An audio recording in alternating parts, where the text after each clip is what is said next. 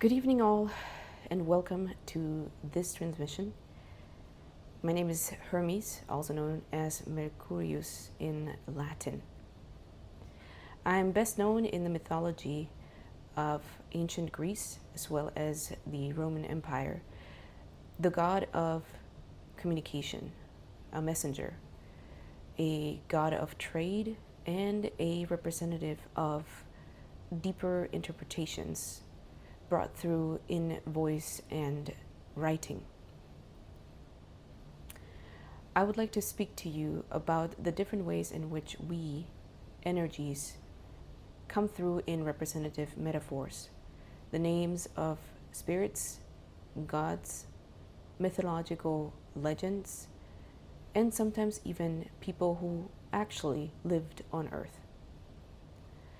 The reason we choose to embody these types of energies in such a way that you would recognize us as a specific name, a specific god, for example, is because to the human mind, it is most graspable to have more abstract concepts and theories personified in archetypes. That is not to say that these gods, beings, spirits, etc., have not existed. They subsist and build their longevity based on the faith of humanity. As long as humans believe in someone or something, that person, that being, that energy subsists, continues to exist. It is also why many of the more ancient revelatory voices never truly came back again, because they were voices that could only be heard in that specific time and age. For instance, when I was at the height of my popularity amongst humans, the Oracle of Delphi was of great importance. But there is no such thing as an Oracle of Delphi on Earth as of now. There are further representatives and individuals who seek to embody this type of energy, but it's never truly that specific authority, because that specific authority only existed for that day and age. So why, do you ask, have I come through in this transmission if I'm also equally ancient, if not more ancient? When we come through with specific names, humans are sometimes more open to receiving the archetypal energy and the messages that we carry. When you come across channelers or psychics that claim to be in contact with specific gods or mythical personas, we understand that to be their metaphysical manifestation of specific powers they crave to embody and express on this earth. Strictly speaking, none of us gods actually exist. Why? Because we are all one. We are all part of one universal frequency. We are just different expressions of creator force. Therefore, whoever you claim to be, maybe even in past lives, or feel great affinity towards as you journey on your metaphysical explorations, know that these are just beings, expressions of yourself, perhaps expressions of yourself that you have ignored or suppressed consciously or subconsciously. So if you, as this one here, are attracted to the Hermes energy, there's a good chance that you actually embody the diplomatic languages of individuals who carry the talent of communication and the talent of being scribes, if you will. Being scribes, history recorders, and also observers of what history is going through as of now. Still, it is also of importance to us to communicate that we, although our mythology likes to portray us otherwise, cannot be above you. Even the mythological gods, even though they would greatly see themselves as more important and of greater significance than humanity, even all of them carried immense fallacy, immense mistakes, and immense proclivity to their own temptations. None of us are more important than you or more capable than you. Many of us only sport a larger span of life and potentially greater abilities to tap into the spiritual forces or work with intangible energies. But even those things are being learned by humanity as we speak. In fact, as humanity continues to evolve and continues to embody psychic abilities and talents that have been hidden in DNAs and subconsciousnesses in sleep mode, once these come up with greater force, then a lot of the talents and powers and supernatural abilities that were attributed to mythological beings, creatures, and gods no longer are of significance, or if I were to put it substantially, pale in contrast to what humanity will be able to tap into and do as it continues to move along its evolutionary path. In other words, a lot of us mythological creatures and energies, archetypes, if you will, only carry the potentials that humans were always supposed to express at some point in time in their history and evolution.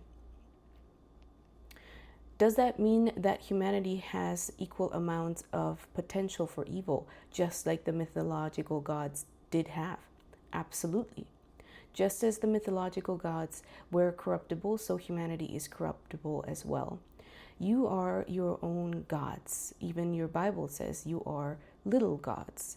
And the reality is, as you create your own realities and environments, as you realize how much responsibility you carry in how you experience the world and the people around you, you will gain more immense understandings, revelations, and freedoms in becoming who you were meant to be in not so stormy waters, in stability, in safety, and in peace, and most importantly, in abundance.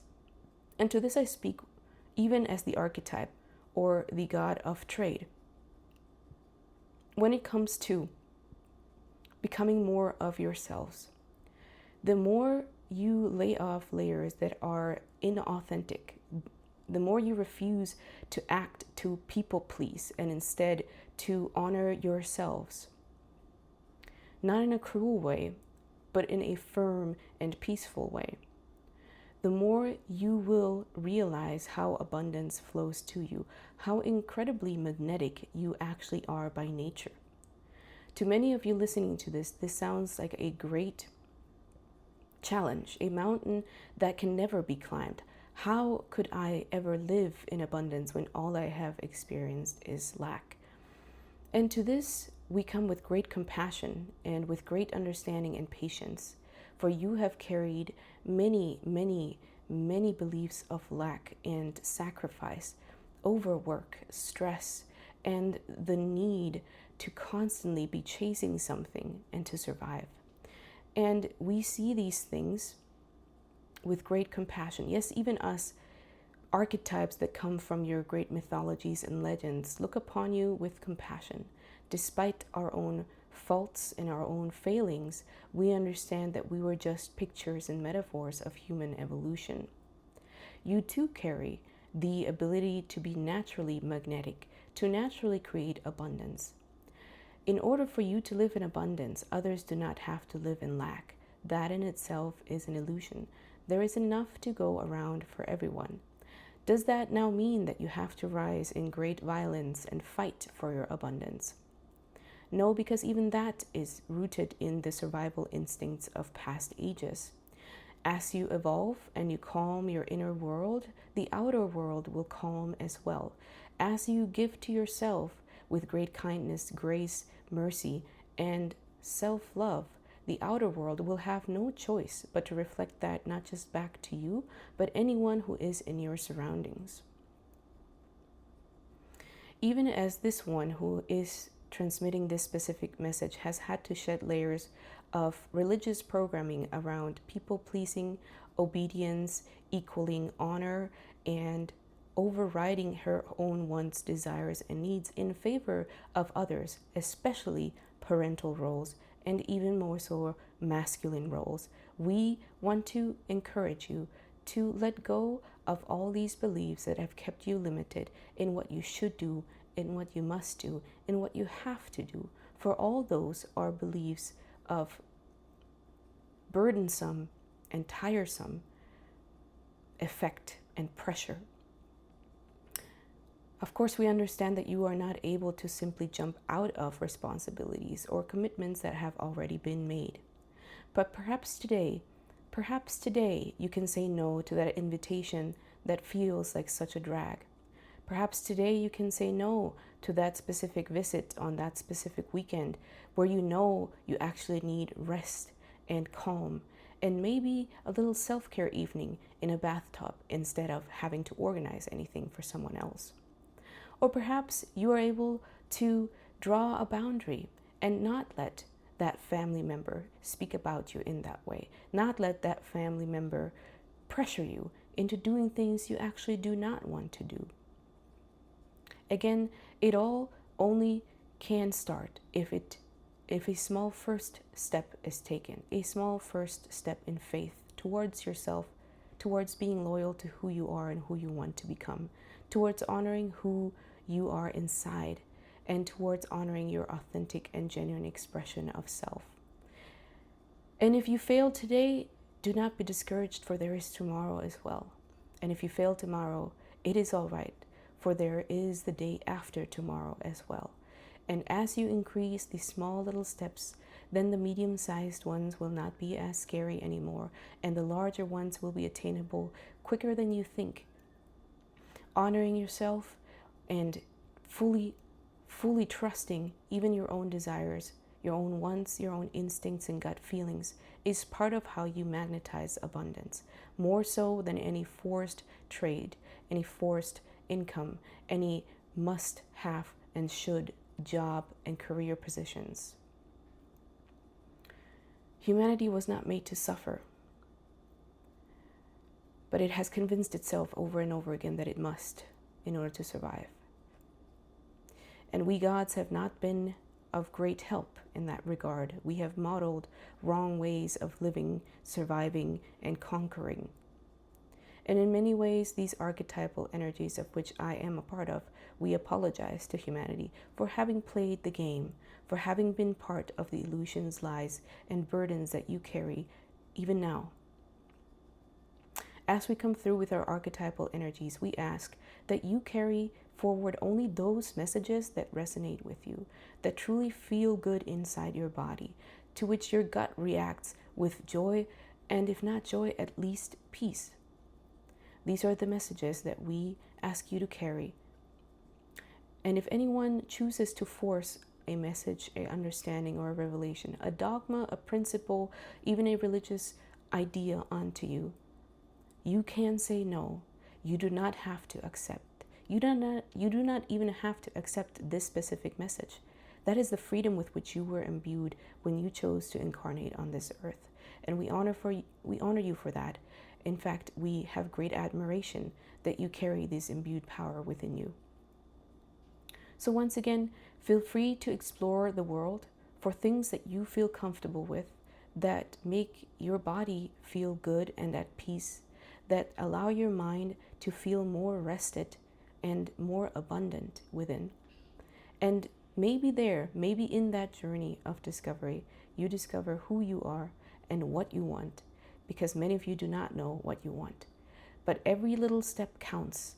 And we, archetypal energies, as well as gods of the mythical creations, look at you with envy, look upon you with admiration, for you can take on these roles and new archetypal energies that we had not been able in the past ages, but you now can, and we will look upon you as the more evolved ones as you become more of you and less of what other people have told you you are. With that being said, I, Hermes, honor you. I thank you for your attention. I bless you on your journey, and know that if you call upon me, I will run right beside you and carry you on that stretch. Goodbye.